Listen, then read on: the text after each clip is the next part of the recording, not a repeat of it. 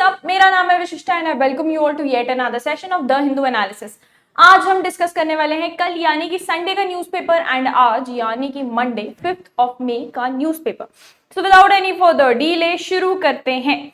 सबसे पहले जो यहाँ पे हमें खबर दिखाई दे रही है that is related to Pakistan itself. पिछले कई दिनों से हमारी इंडिया पाकिस्तान के बीच के जो टेंशंस दिखाई दे रहे हैं उनसे रिलेटेड न्यूज हमको या रादर उनसे रिलेटेड अपडेट्स हम पढ़ रहे हैं काफी दिनों से। सो फाइनली इंडिया ने अनाउंस किया है to freeze all the imports from Pakistan. अच्छा, बाकायदा इस पे लिखा गया है कि सारे के सारे इंपोर्ट्स चाहे वो डायरेक्टली पाकिस्तान से इंपोर्ट हो या पाकिस्तान पे बनी हुई चीजें बट इंपोर्ट कहीं और इनडायरेक्टली भी हो रही है, या एनी काइंड ऑफ गुड जो किसी और कंट्री के भी बने हुए हैं लेकिन पाकिस्तान के थ्रू इंपोर्ट होते थे, हर तरीके के गुड्स के ऊपर यहाँ बैन लगाया जा रहा है।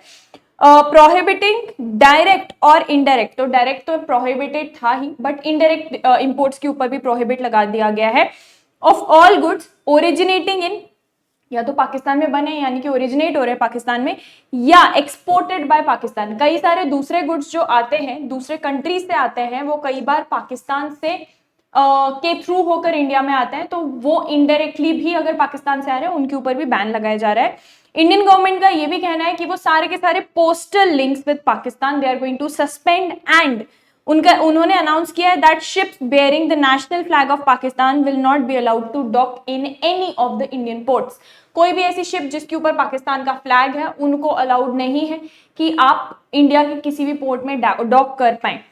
अच्छा, ये जो मेजर्स है ये अनाउंस किए गए थे a day that Pakistan test fired a nuclear capable missile and days after India enforced a stringent visa regime targeting सारे के सारे Pakistani citizens in response to the terror attack जो पहलगाम में हुआ था 22 अप्रैल।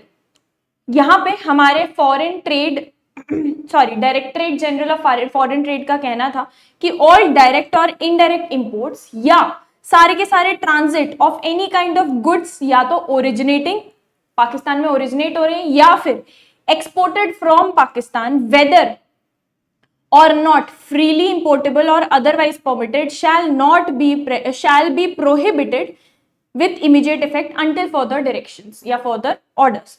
ये जो रिस्ट्रिक्शन लगाया जा रहा है ये in the interest of national security and public policy लगाया जा रहा है। इसी के साथ साथ अगर हम इंडियन शिप्स की बात करें, just give me a second.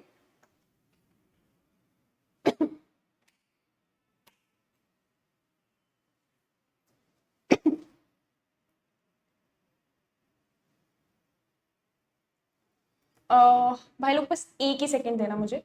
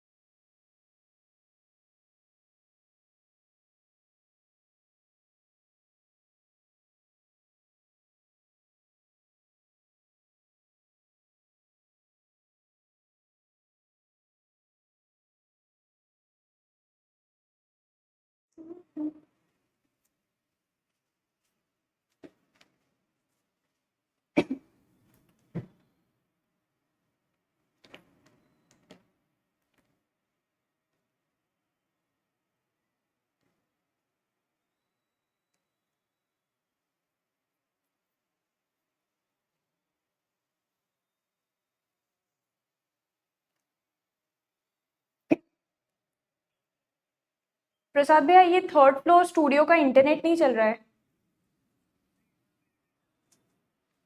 हाँ क्या? बट उधर मेरा सिस्टम सेटअप नहीं है,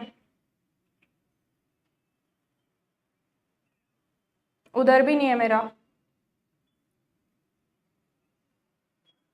डाउन है क्या? कितने देर पहले डाउन हुआ?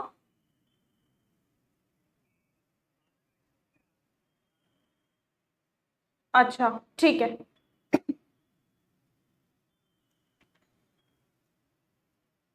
गाइज जस्ट 1 मिनट देना है मुझे, इंटरनेट में दूसरा कनेक्शन बिठाती हूँ ताकि I be able to upload this video.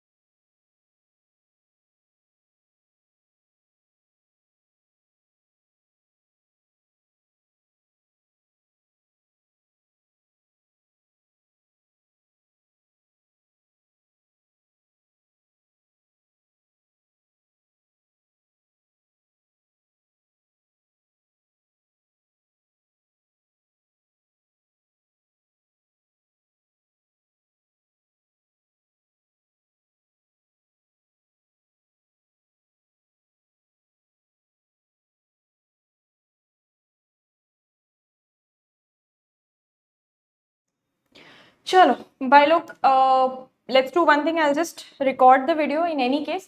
आज जैसे इंटरनेट आता है आई अपलोड इट देन, ठीक है। चलो, इंडियन शिप्स के बारे में बात हो रही है। So ministry of ports, shipping and waterways ने अनाउंस किया है कि कोई भी ship, any kind of ship, any kind of vessel जिसमें पाकिस्तान का झंडा लहरा रहा है will be hosted by, will not be rather hosted by, हाँ, no ship bearing any kind of flag or symbolia of Pakistani national flag will be hosted by Indian ports. It is also announced कि सारी की सारी Indian ships वो भी कभी भी पाकिस्तान के पोर्ट्स को विजिट नहीं करेंगी and these decisions taken in national interest again will come into force with immediate effect. कोई फर्दर डेट नहीं दी है कि इस डेट से इफेक्ट में आएगा। There is no notice which has been given. जब से नोटिफिकेशन पब्लिक किया उस मोमेंट से these instructions will be carried out.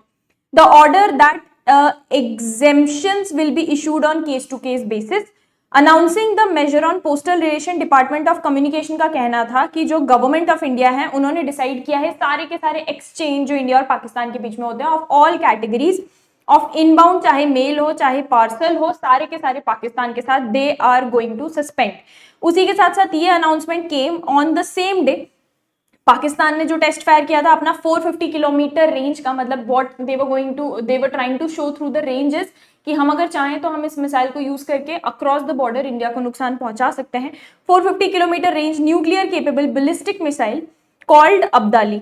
Sources का ये कहना था कि बेसिकली सोर्सेस ने इस मिसाइल को डिस्क्राइब किया है या इस मिसाइल टेस्ट को डिस्क्राइब किया as a grave provocation towards India, जो पाकिस्तान ने किया है, noting that the latest variant of the Abdali has a long range. Military buildup जो है वो भी कंटिन्यू हुआ है over the past few days. दोनों ही कंट्रीज ने अपनी अपनी मिलिट्री को पाइल अप करना कर दिया है, भेजना स्टार्ट कर दिया है towards the border areas, specially the line of control which is in Kashmir. India has also implemented a restrictive visa, ये सबसे पहले ही आ गया था। One of the initial steps which were taken was India implementing a restrictive visa regime with Pakistan and cancelled 14 categories of visas for Pakistani nationals. As of now, सिर्फ long term visas, LTVs जिनको बोला जाता है उनको, and उनके अलावा diplomatic and official visa he issue किए जा रहे हैं फॉर पाकिस्तानी ऑफिशियल। सिर्फ यही वैलिड है आज की डेट में, इसके अलावा कोई भी नहीं। मीनवाइल जम्मू कश्मीर के जो चीफ मिनिस्टर हैं इस पूरे इंसिडेंट के बाद पहली बार ही came on to Delhi to call on the present prime minister who is mister Narendra Modi. दोनों के बीच में की इश्यूज के ऊपर डिस्कशंस भी हुए इंक्लूडिंग पहलगाम अटैक, ऐसा ऑफिशियल्स का कहना था। It was a close door meeting though. The meeting at the prime minister's resident lasted around 30 minutes, उनका ऐसा कहना था। This is the first meeting दोनों लीडर्स के बीच में which was huge, but Pahalgam attack के बाद होने वाली ये पहली ऐसी मीटिंग थी जो दोनों लीडर्स के बीच में हुई थी। During the meeting mister Abdullah, Omar Abdullah जो चीफ मिनिस्टर हैं जम्मू कश्मीर के, उन्होंने ब्रीफिंग दी मिस्टर मोदी को on the prevailing situation Jammu and Kashmir में जो चल रही है। एंड ऑफिशियल जो स्पोक्स पर्सन है उनका ये भी कहना था कि chief minister reiterated the deep sense of grief and outrage felt by the people of Jammu and Kashmir as well. Okay, coming on to the next views, Australia में नए टर्म के लिए मिस्टर एंथनी एल्बनीज आ चुके हैं. He has claimed victory as the first Australian prime minister to clinch a second consecutive 3-year term. पहली बार ऐसा हुआ है आज तक ऑस्ट्रेलिया में, पिछले 21 सालों में नहीं हुआ कि 2 बार लगातार कॉन्जिक्यूटिवली एक ही इंसान प्राइम मिनिस्टर के तौर पे चुने गए हो. He has broken that record. Mister Anthony Albanese has become the first ever prime minister of Australia to win for a second term. Australia में प्राइम मिनिस्टर का टर्म 3 साल का होता है. Suggested his government had increased its majority in the next parliament by not modeling itself as US President Donald Trump's administration. उनके to quote them, उनका ये कहना है, Australians have chosen to face global challenges the Australian way, looking after each other while building for the future. ऐसा mister Albanese ने अपने supporters को in their victory speech कहा. We do not need to beg or borrow or copy from anywhere else, probably pointing towards USA. We do not seek our inspiration overseas. We find it right here in our values and in our people. उनका ये कहना है कि हम हमेशा से global issues से जो डील करते आए हैं, मेरी पार्टी और मेरा सिर्फ यही अप्रोच है कि we deal with things in the Australian way. हम किसी और के तरफ देख के, किसी और कंट्री से उनकी अप्रोच सीख के, we do not apply it here, we do it our own way. His centre left Labour party, तो किस पार्टी से अगर बिलोंग करते हैं आपसे पूछा जाए, ही बिलोंग्स टू द यही represents the Labour party, has branded mister Albanese rival mister Peter Dutton the opposition leader as dodgy Dutton. उनको इलेक्शन स्लोगन्स में डॉजी डूटन बोला जाता था और उनके ऊपर एक्यूजेशन लगाए गए हैं और उनकी कंजर्वेटिव लिबरल पार्टी पर एक्यूजेशन लगाए गए हैं कि ये डोनाल्ड ट्रंप के एडमिनिस्ट्रेशन का बस एक कॉपी, छापा लपोती यहाँ पे कर रहे हैं. They are just copying his administration, Mr. Trump, and they are trying to apply US की applied policies to Australia. Probably जो लेबर पार्टी थी उनका विनिंग पॉइंट ही यही था कि they advocated dealing with things in their own way and not copying any other country. ठीक है, so the new prime minister of Australia is going to be Anthony Albanese. Next हम इसके बारे में पढ़ ही चुके हैं. Mister Omar Abdullah he called on the prime minister and आधे घंटे तक ये मीटिंग चली थी सैटरडे को. डिस्कस्ड वेरियस इश्यूज, जिसमें से सबसे बड़ा ऑफकोर्स पिछले हफ्ते हुआ टेरर अटैक पहलगाम में जो हुआ था.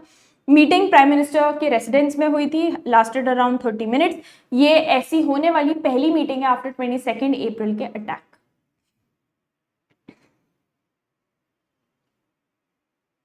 अच्छा, यहाँ पे जैसे जैसे अटैक के बाद दिन गुजरते जा रहे हैं, वैसे वैसे बहुत सारे आई विटनेसेस सामने आ रहे हैं जो चीजें बता रहे हैं.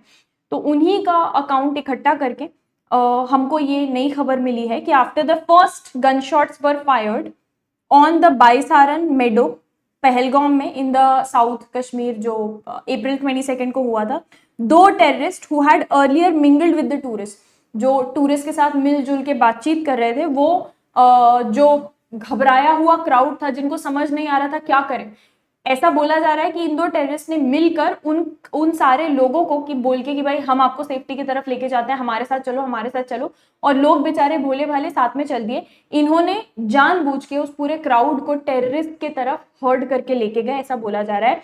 Who then segregated and killed the people based on religion, ऐसा एक सीनियर गवर्नमेंट ऑफिशियल का कहना था. 25 जो टूरिस्ट हैं उनमें से एक local pony operator, they were killed. The attack happened at 2 and 3 points within 50 meters of each other, and rather 50 meters of entry cum exit point of the Baisaran, and so far it appears कि 4 लोग responsible थे इसके. The meadow is fenced from all sides, चारों side से बंद है. जो 2 terrorist थे जो क्राउड को जानते थे और वो ये जानते थे कि crowd would scatter after hearing the gun shots. उनको पता था कि एक गन शॉट हुआ उसके बाद सब एक दूसरे अलग अलग डायरेक्शन में भागेंगे, तो जरूरी है इनको एक डायरेक्शन में लेके जाना ताकि ज्यादा से ज्यादा नुकसान और ज्यादा से ज्यादा लोगों को मार सके. इन्होंने जानबूझ के ये किया. They deliberately herded the people towards the arm terrorist. बहुत सारी जगहों पे ये हमने इंटरव्यूज में सुना है कि they are not humans, they are not people, they are demons, जो ऐसा कर सकते हैं प्लान्ड वे में. जो लोग शायद एक गन शॉट के बाद किसी एक को मारा, आप गुस्सा निकालने के लिए जो शूट करते हो एक को मारा, उसके बाद डेलिबरेटली एक स्ट्रेटेजिक वे में लोगों को बेचारे जिनको कुछ समझ नहीं आ रहा था हम कहाँ जाएं, वो उनका शहर नहीं था, वो उनका स्टेट नहीं था, घूमने गए हुए थे, उनको इकट्ठा करके उस जगह लेकर जाना जानबूझकर, ये जानते हुए कि इनमें से कई लोगों को मार डाला जाएगा, उनको उस जगह लेकर जाना ताकि उनका नुकसान किया जाए, उनको मारा जाए, is extremely deliberate action. And ये ह्यूमन एक्टिविटी के तौर पे इसको हम बोल तो नहीं सकते कि भाई कोई इंसान इस तरीके की हरकत कर सकता है, जानते बूझते एक एक एक्टिविटी को कैरी आउट करना। तो yes, I do agree with all of those people जिन्होंने ये बोला है कि ये इंसान की हरकत नहीं हो सकती, ये कोई हैवान ही कर सकता है। दे आर एब्सोल्युटली राइट कि ये कोई हैवान की ही हरकत हो सकती है कि डरे हुए लोगों को भी आप उनकी मौत की तरफ लेके जाओ पकड़ के और बोल के कि हम आपकी हेल्प करेंगे, उसके बाद उनको उनकी मौत की तरफ लेके जाओ। सो या, this is the recent account which has come forward. Coming on to the next important news.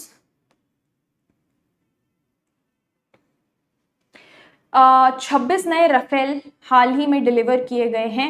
So with या when all the 26 Rafale MS that जो इंडिया फ्रांस से बाय कर रहा है या खरीद रहा है, join the Indian Navy, both its aircraft carriers will have full complement of fighter jets, जितना फुल कैपेसिटी है वो फुल कैपेसिटी पे ऑपरेट करेंगे। डिलीवरी ऑफ ये जो जेट्स हैं बाकी बचे हुए 26 is expected to be around 2028 and 2030 के अराउंड ये पूरी की पूरी डिलीवरी कंप्लीट हो जाएगी।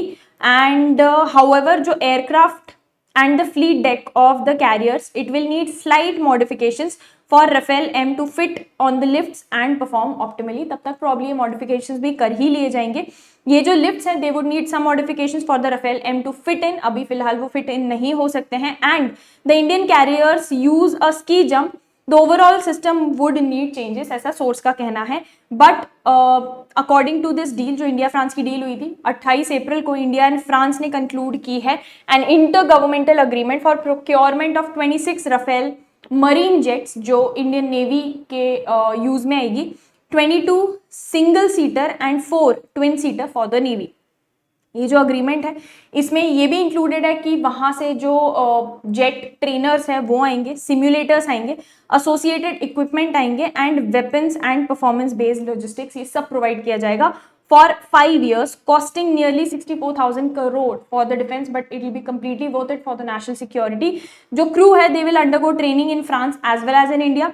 जो डील का पूरा कॉस्ट है वो अभी ऑफिशियली मेंशन नहीं किया गया है, बट अब लगभग हम अंदाजा लगा सकते हैं। It includes additional equipment for the existing 36 Rafale fleet of Indian air force, which officials का ये कहना है कि includes some support and maintenance equipment as well. तो ऑलरेडी 36 हमने ऑर्डर्स प्लेस करे हुए थे 36 राफेल्स के लिए जो इंडियन एयरफोर्स को ज्वाइन करने वाले थे, बट अब जो ये फ्लीट है ये they are going to join the Indian navy. अच्छा, राफेल M जो है, जो नया जेट डिलीवर होने वाला है, it will be capable of operating from both carriers, that is INS Vikramaditya and INS Vikrant. Country का पहला indigenous carrier INS Vikrant, measuring 262 metres long and 62 metres wide, can operate an air wing of 30 aircraft comprising of MiG-29K fighter jets, and in the future Rafale M's the K-MOV-31 early warning helicopter and the MH-60R multi-role helicopters, and इसके साथ साथ indigenous advanced light helicopters, ये सारे के सारे हमारे दोनों INS पर फंक्शन कर पाएंगे।